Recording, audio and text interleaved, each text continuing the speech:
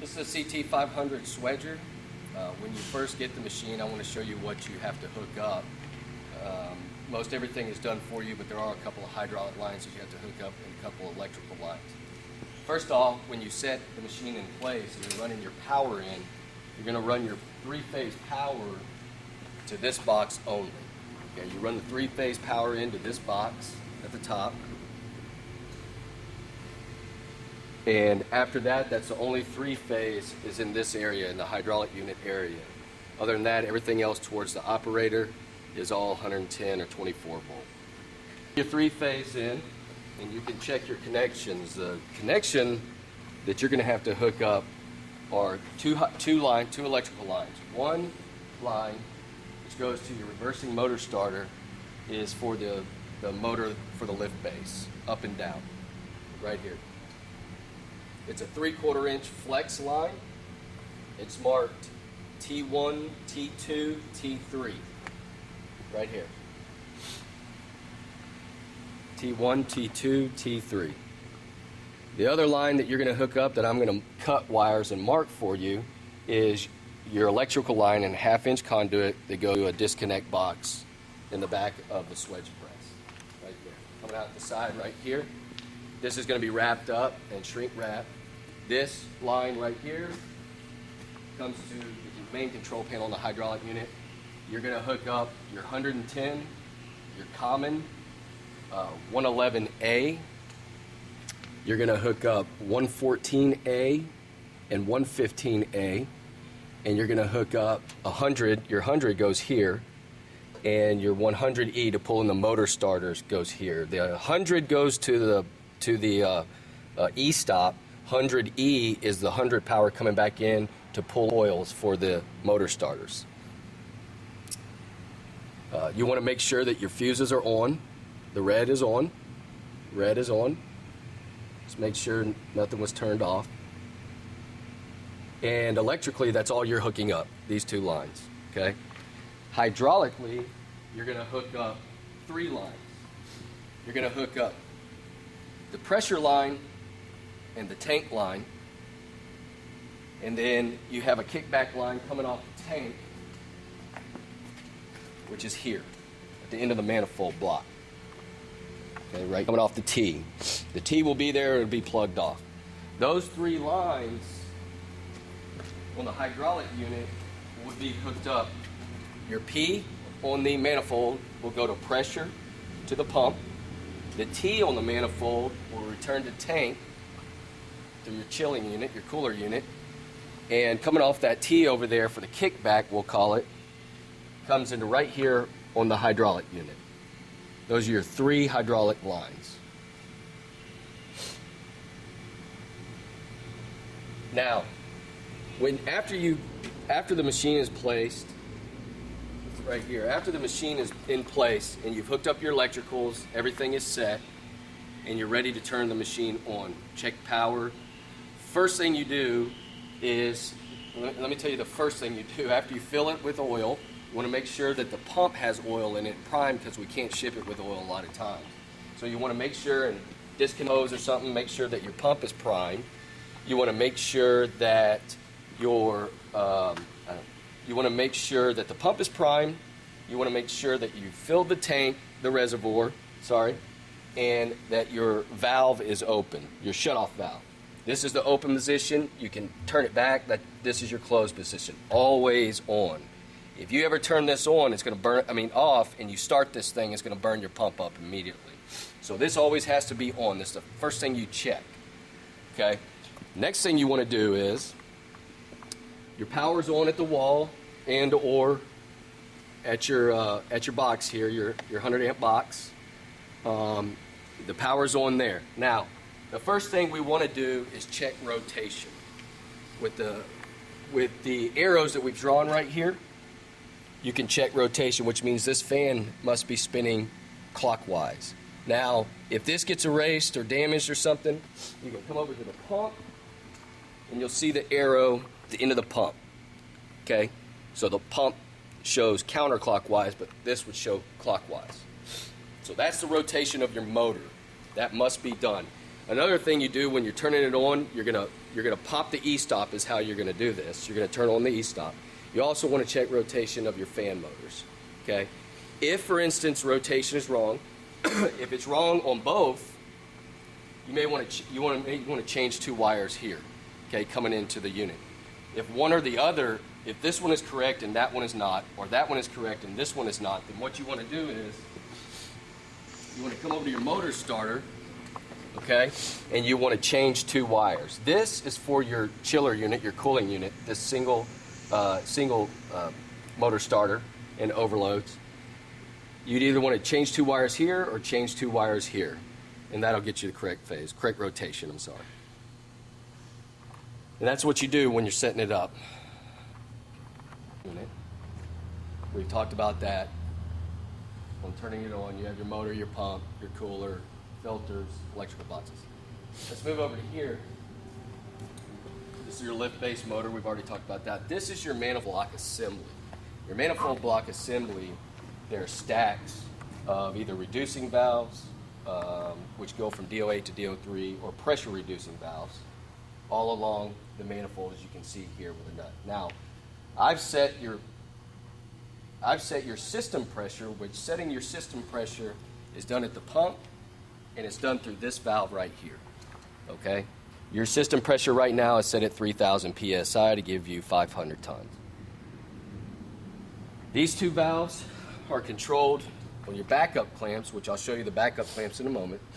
If you wanted more pressure through your backup clamps, you would either set clamp 1 or 2 by undoing this nut and screwing the screw in. And that's how you would increase pressure. Of course, to decrease pressure, and this is maximum pressure, you would undo this. Same thing with your pipe stop and your entry roller.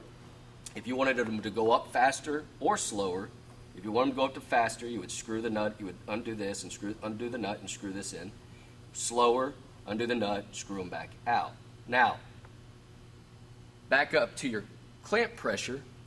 Right now, I've set the maximum clamp pressure at about 1,500 psi. The operator has 2 Dynex valves. The operator, no matter what he's messing with over here, can never go over 1,500 psi.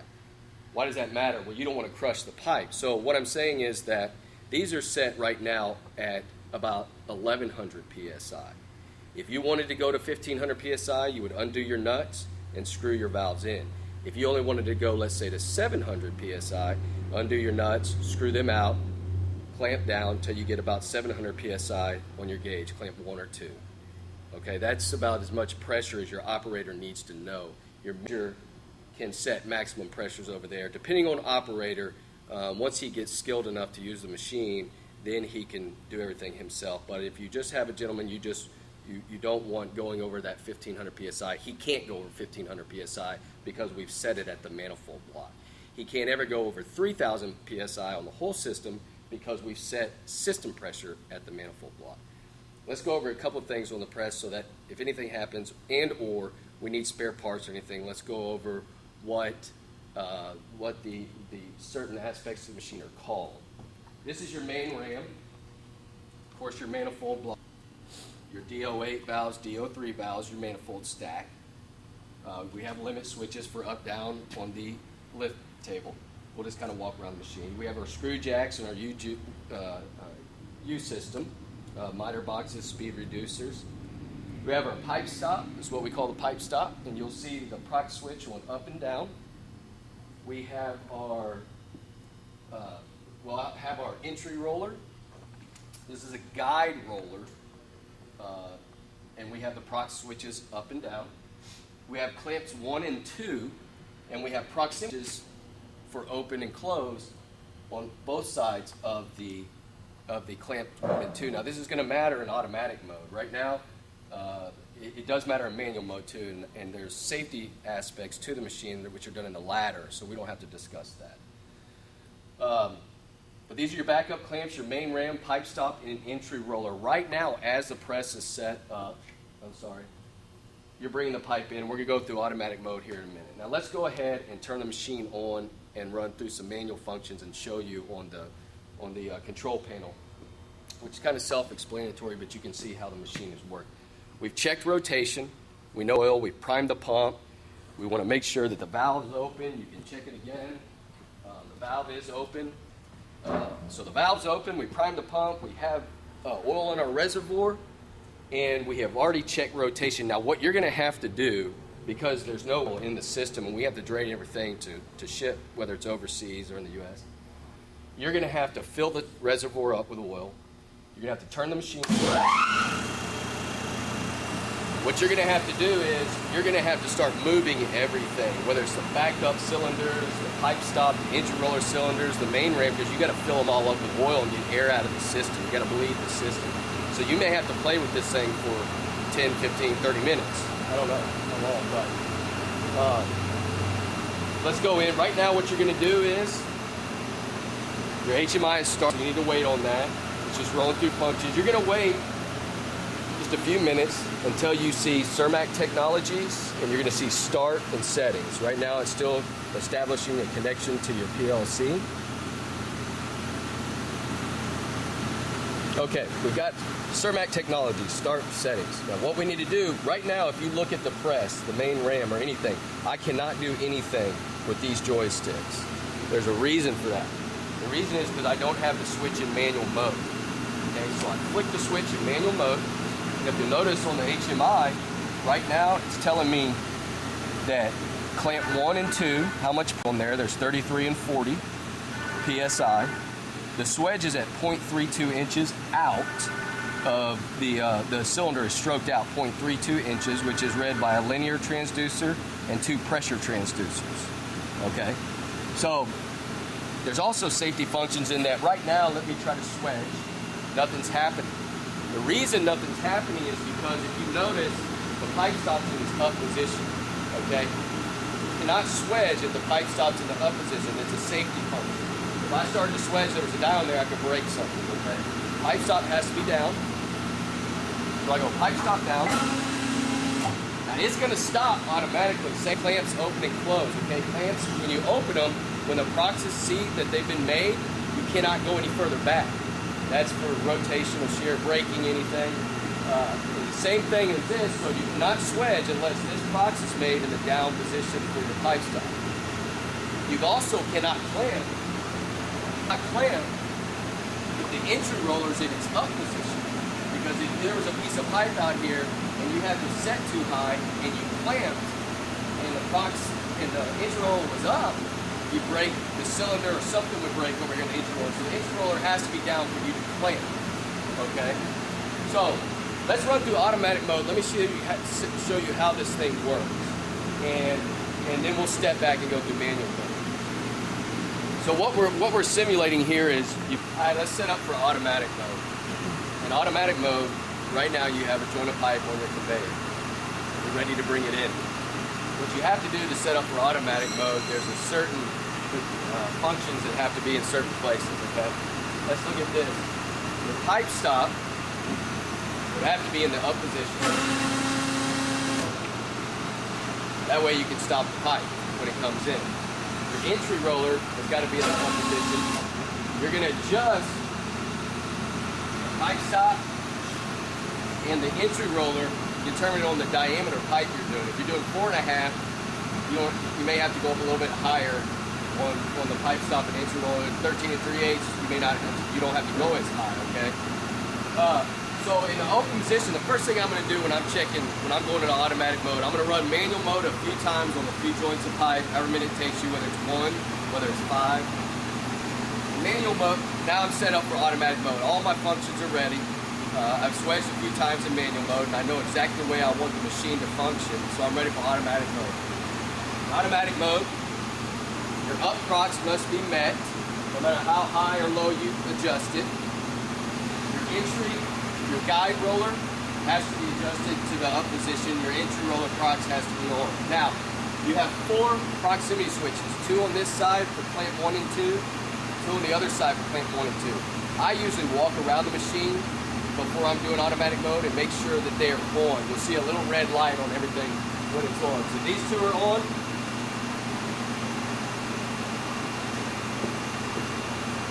And those two are on. So, clamps open, your swedge is at its home position, which whether you want the home position to be half an inch or 8 inches out, so you don't have to stroke as far. What I mean by that is, if I'm doing a 3-inch swedge, and I've got a little bitty die on there, my home position may be 8 inches, it may be 7 inches. This acts as a digital readout in the manual mode, so I can see, in the manual mode, I can see how far out the cylinder is and my pressure, as we've already discussed. So right now, my clamps are open, so I can bring the pipe in. The guide roller, pipe stop is up, so I'm bringing the pipe in, it's guiding off the guide roller, it's setting down, and it's kissing off the pipe stop, the face of the pipe stop. Now I'm ready for automatic mode. Now, one thing, there's two things you need to know about automatic mode as far as the HMI. Right now, the cylinder is out 0.82. So, when I do my settings in automatic mode, which we'll get to in a second, I can't do anything larger than 0.82. For instance, I could have my home position at 0.80 or 0.75, okay? Also, since I've set my maximum clamp pressure, adjusted it here to only be about 1200 PSI, when I'm inputting the clamp pressure in the HMI, I can't go over 1000, over 1200, or the unit will stall. Because if you put 2000 PSI in, well, I can't get there because manually I've set it to where it won't go to 2000 PSI. So, you can see this right here. I'm in manual mode. I'm going to turn it off. On the HMI, you're going to see Cermach Technology Start and Settings. Start is F1, Settings is F3. So what I want to do is I want to say, okay, I want to go into my settings. My home position I have at 0.5, which is okay. I can check 0.75. Here's how you do that. You hit 0.75, enter. Okay? You hit the down arrow. Now that's for home position. It has to be lower than what manually I've already set it at. Your stroke length, I have 5 inches. Let's say I wanted to go 6 inches, or let's say 7 inches. I just hit 7, enter. If I wanted 7.5, I'd go 7.5, enter. That's enter. I hit the down arrow to set clamp pressure. Now clamp pressure I have at 1000. I'm going to keep it there at 1000, okay? So that's done. I would have typed in 1000, enter. Now I have my home position, my stroke length, which is as far as I want it to reduce or expand, however your die is manufactured. And I have clamp pressure at 1000. So I go back to my home.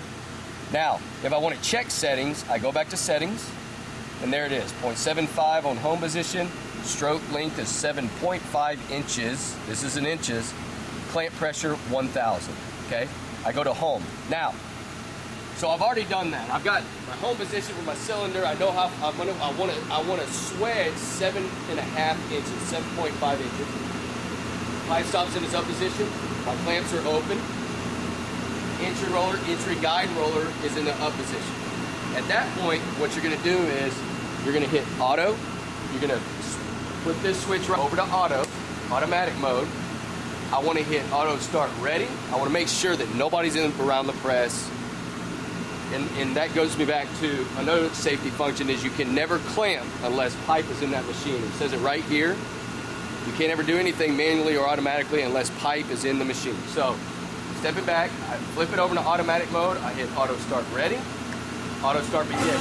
Pipe stop, entry roller have gone down and met the clamping to 1000 PSI. Cylinder is stroking 7.5 inches. So we're swedging now.